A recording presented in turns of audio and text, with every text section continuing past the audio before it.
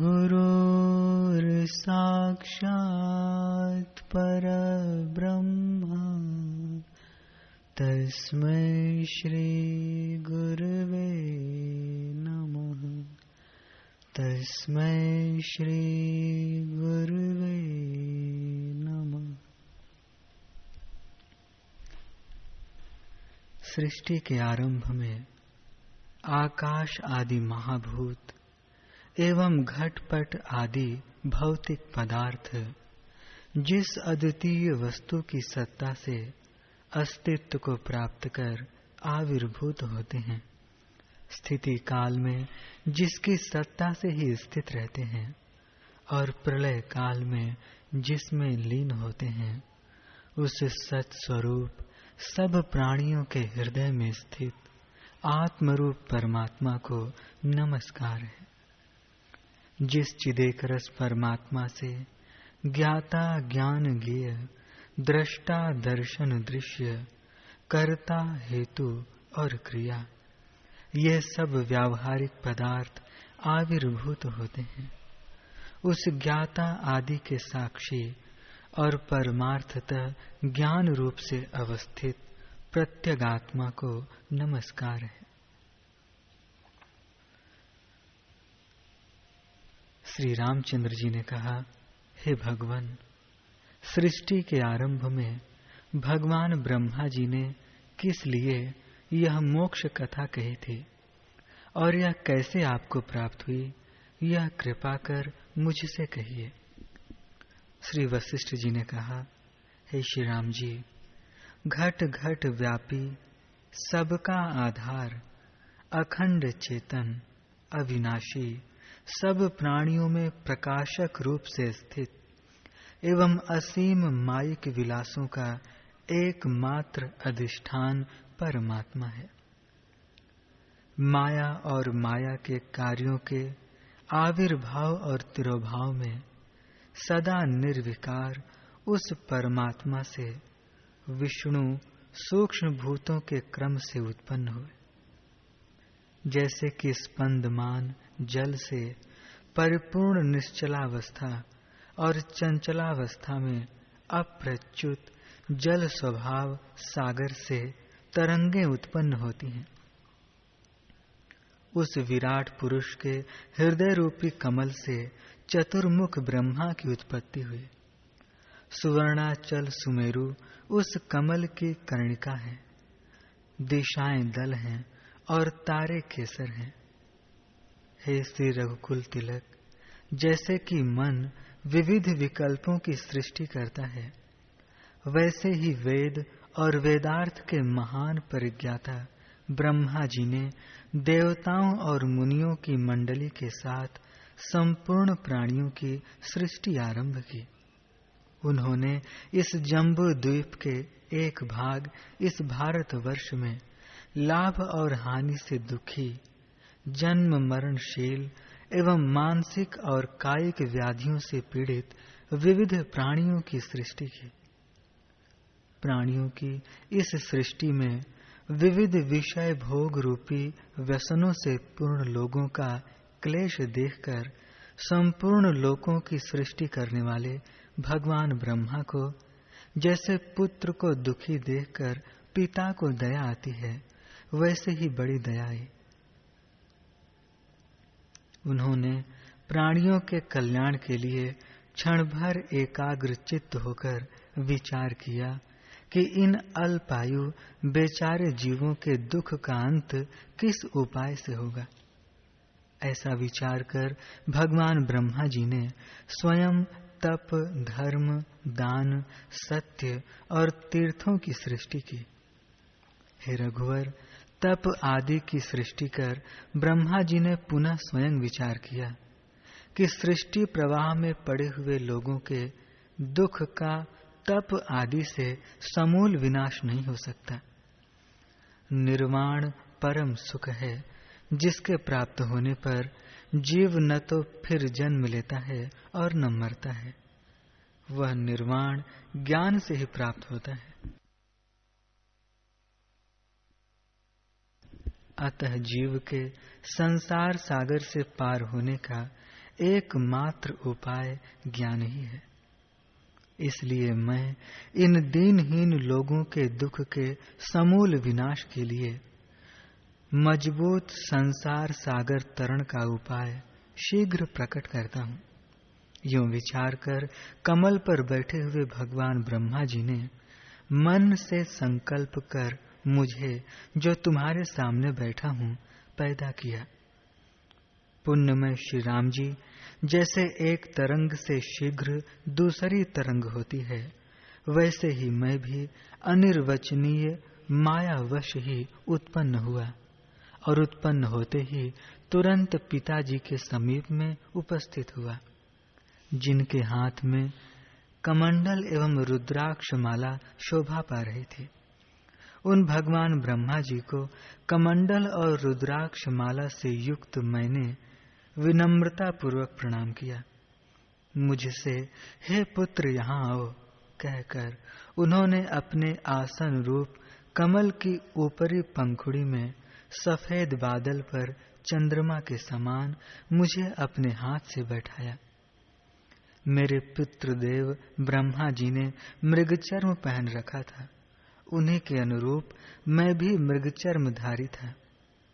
जैसे सुंदर हंस सारस से कहे, वैसे मृग चर्मधारी पितृदेव ब्रह्मा ने मृग चर्मधारी मुझसे कहा, हे पुत्र, जैसे चंद्रमा में कलंक प्रविष्ट होता है, वैसे ही वानर के समान चंचल अज्ञान एक मुहूर्त के लिए तुम्हारे चित्त में प्रवेश करे। वत्स श्री रामचंद्र जी, यों शीघ्र ब्रह्मा जी से अभिशप्त हुआ मैं उनके संकल्प के अनंतर ही अपना सारा निर्मल स्वरूप भूल गया।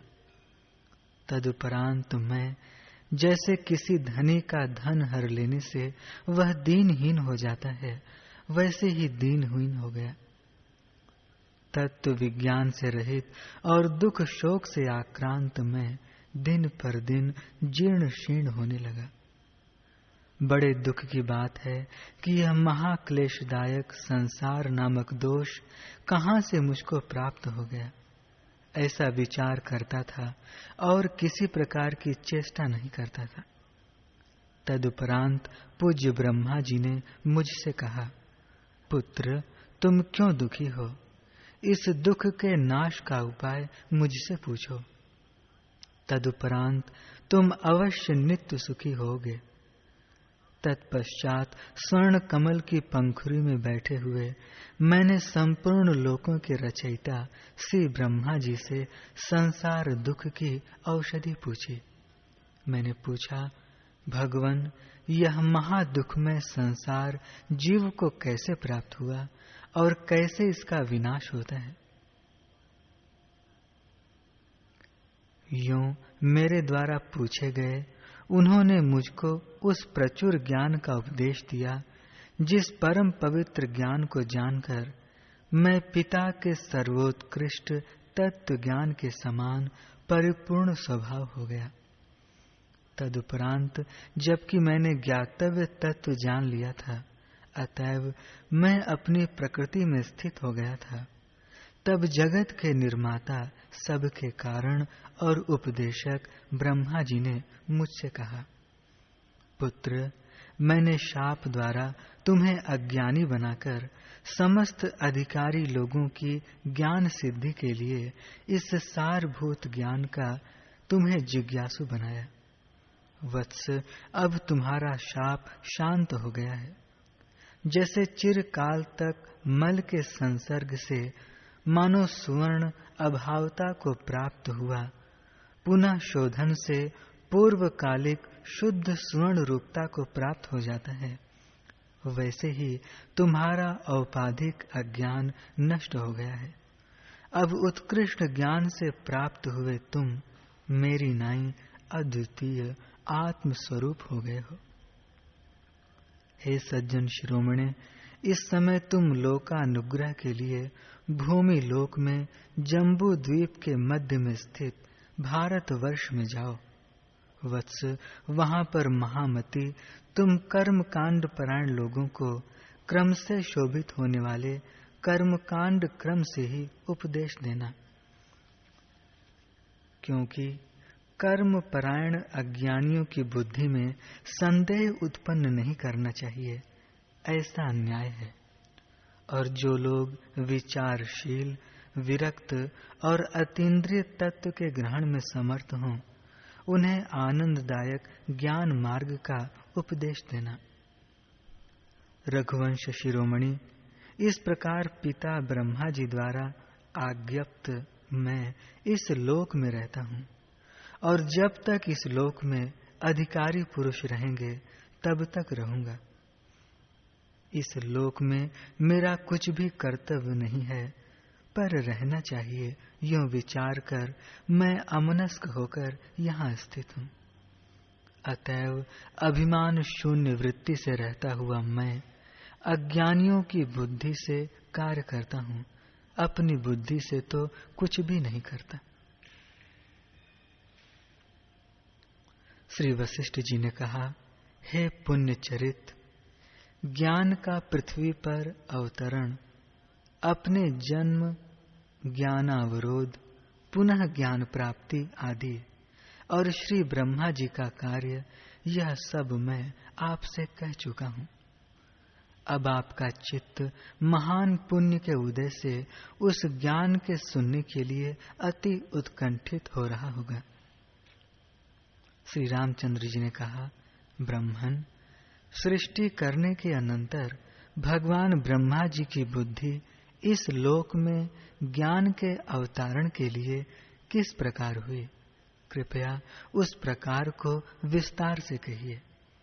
श्री वशिष्ठ जी ने कहा, राजकुमार, जैसे सागर में तरंग बार बार उत्पन्न होती है, वैसे ही प्रचुर क्रिया शक्ति से संपन्न ब्रह्मा अपने पूर्व जन्म की विद्या, कर्म और वासनाओं के प्रकर्ष से परम ब्रह्म में उत्पन्न हुए।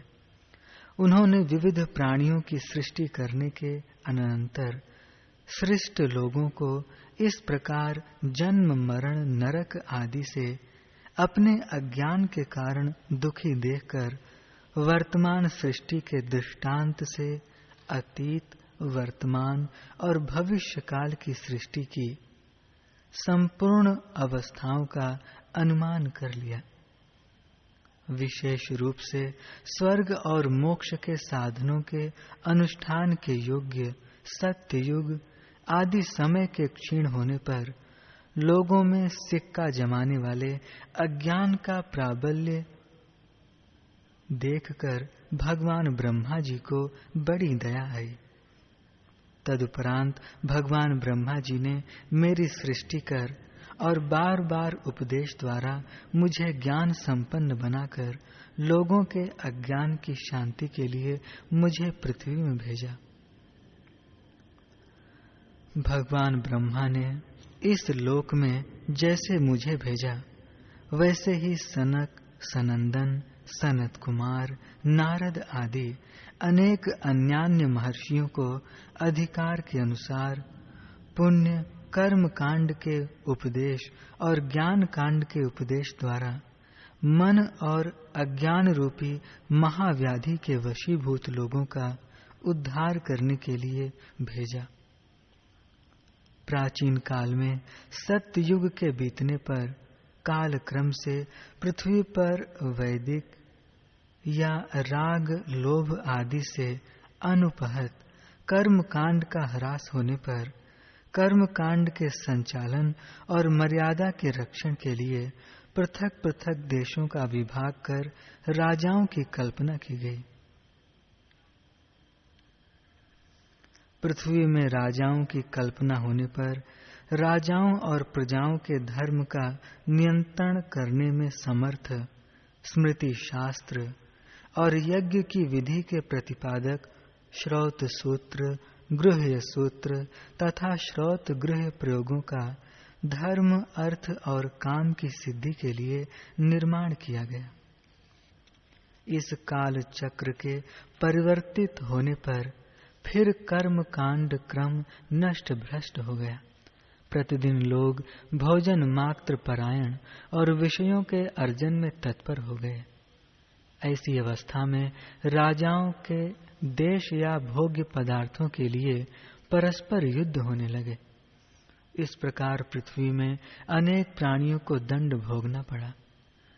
पहले युद्ध के बिना ही पृथ्वी के पालन में समर्थ होते हुए भी तदनंतर राजा युद्ध के बिना पृथ्वी पर शासन करने के लिए समर्थ नहीं हुए। इसका फल यह हुआ कि प्रजाओं के साथ राजा दीनता को प्राप्त हो गए। भाव यह कि देह में आत्मत्व बुद्धि से युद्ध आदि में देह का नाश होने पर आत्मा का नाश हो जाएगा, इस भय से वे दीनता को प्राप्त हो गए।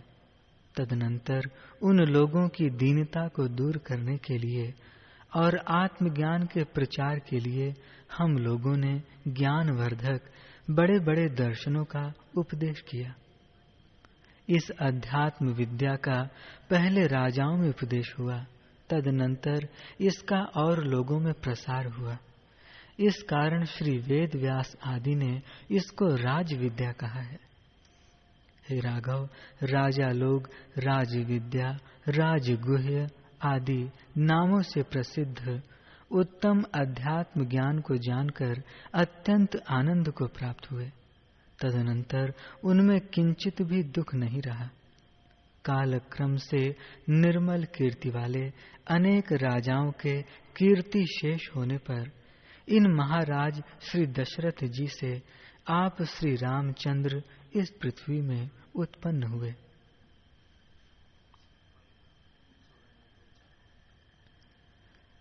हे श्री रामचंद्र, संपूर्ण विवेकी पुरुषों में सर्वश्रेष्ठ रूप से विख्यात साधु का सब विषयों में दुष्ट निमित्त पूर्वक ही राजस वैराग्य होता है।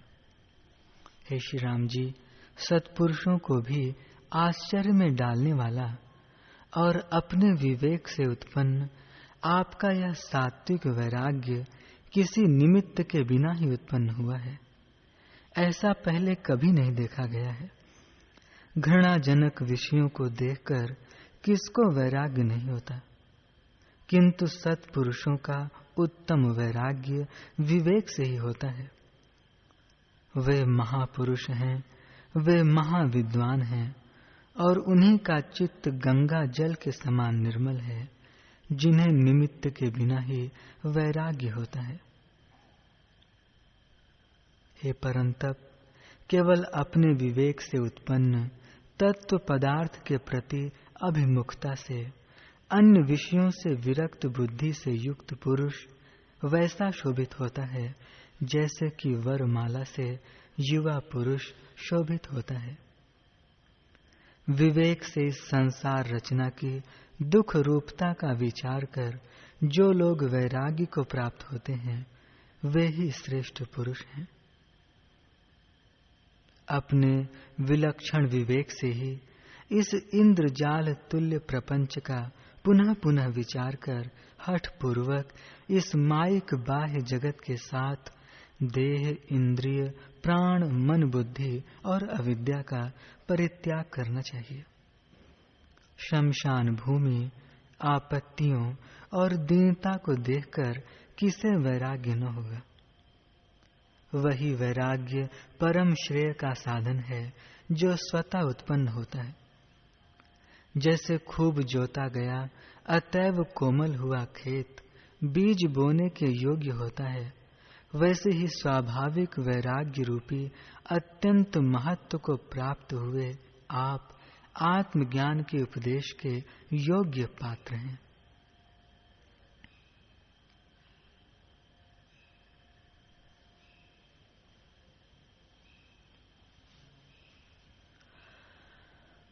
हरि ओम।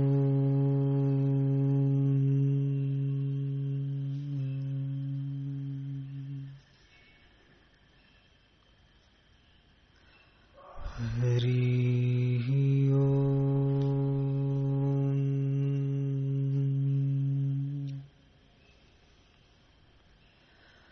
हरि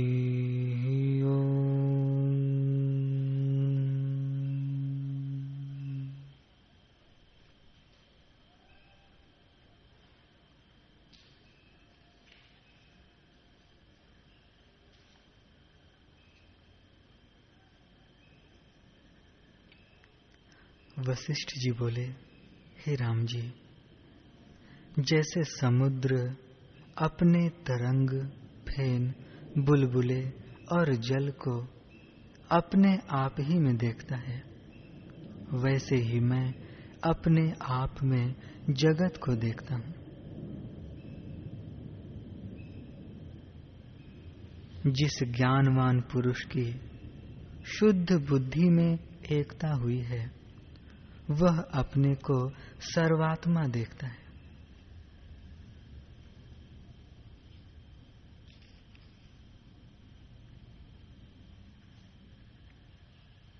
हे राम जी, यह आश्चर्य है कि सत वस्तु नहीं भासित होती और असत वस्तु भासित होती है। जैसे स्वप्न में पृथ्वी, पर्वत, समुद्र और जगत व्यवहार वास्तविक नहीं पर प्रत्यक्ष लगता है और सत वस्तु अनुभव रूप नहीं भासती, वैसे ही हम, तुम, जगत सब आकाश रूप हैं। जैसे स्वप्न में युद्ध होते दिखते हैं, शब्द होते हैं और आना जाना दिखता है, वह सब आकाश रूप है, हुआ कुछ नहीं, वैसे ही यह जगत भी है। हे राम जी, स्वप्न सृष्टि मिथ्या है, कुछ बनी नहीं, और जो कुछ है सो अनुभव रूप है, भिन्न कुछ नहीं।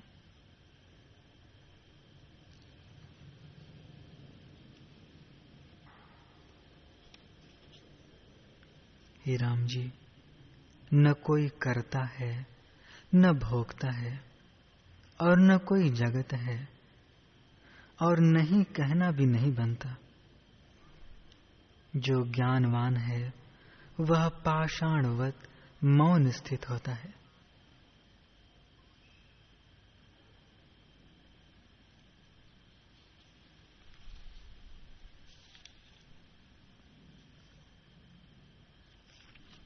हे राम जी, जहाँ आकाश होता है वहाँ शून्यता भी होती है, जहाँ अवकाश होता है वहाँ आकाश भी होता है, और जहाँ आकाश है वहाँ पदार्थ भी होते हैं।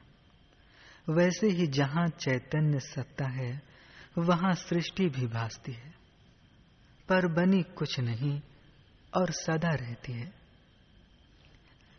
जैसे सूर्य की किरणों में जल कदापि नहीं उत्पन्न हुआ और जलाभास सदा रहता है, क्योंकि उसी का विवर्त है, वैसे ही सृष्टि आत्मा का विवर्त है।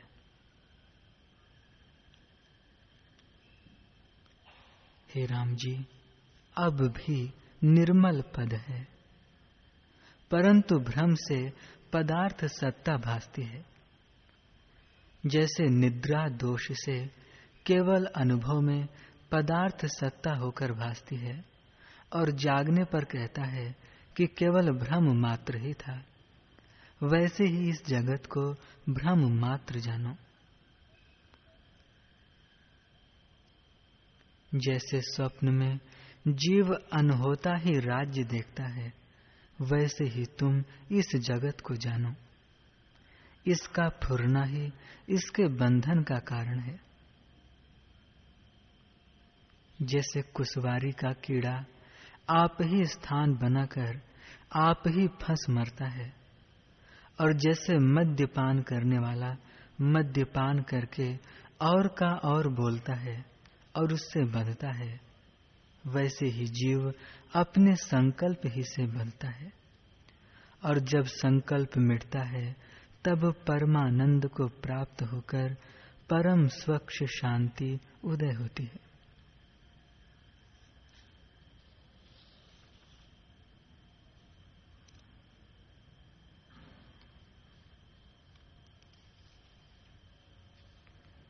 हे राम जी, जैसे आकाश अपनी शून्यता में स्थित है, वैसे ही ब्रह्म रूपी आकाश अपने आप में स्थित है। जो कुछ जगत तुमको भासित होता है वह सब काष्ठ की तरह मौन है, अर्थात वहां मन का फुरना शून्य है। जो कुछ द्वैत भासित होता है वह भ्रम मात्र है। जो कुछ हुआ होता तो ज्ञानी को भी प्रत्यक्ष होता, पर ज्ञान काल में नहीं भासता, इससे भ्रम मात्र है। जैसे मिथ्या खरगोश के सींगों का कारण कोई नहीं, वैसे ही जगत का कारण कोई नहीं। जो कुछ हो तो उसका कारण भी हो, पर जब कुछ है ही नहीं तो किसका शब्द कहाँ रहे।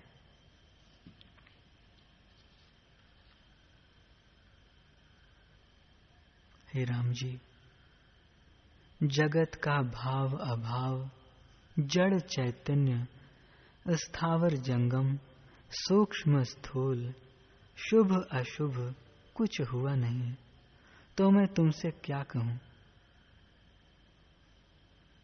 आत्मा केवल अपने आप में स्थित है।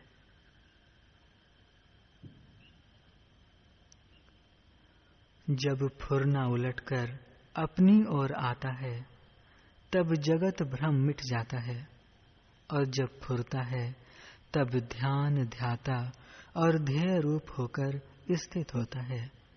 इसी का नाम जगत है और इसी में बंधन और मुक्ति होती है। आत्मा में न बंधन है और न मोक्ष है।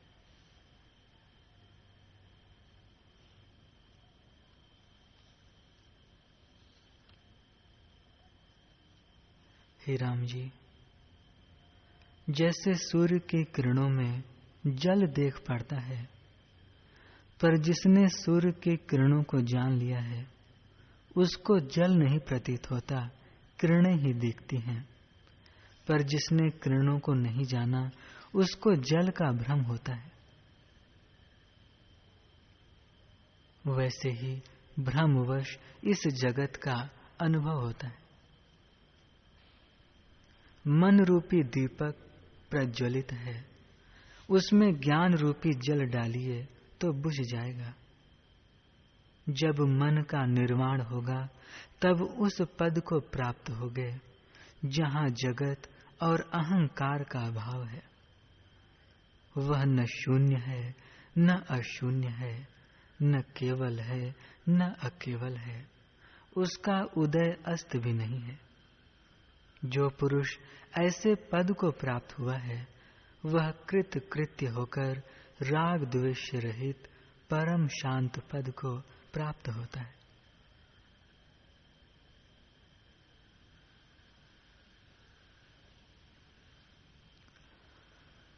हरि ओम।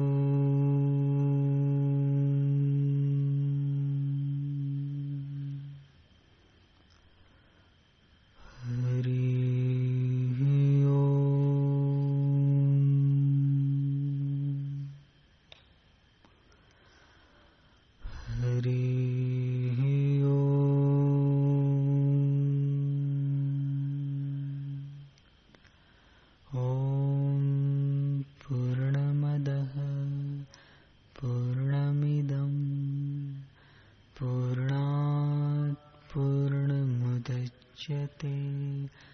पूर्णस्य पूर्णमादाय पूर्णमेवावशिष्यते।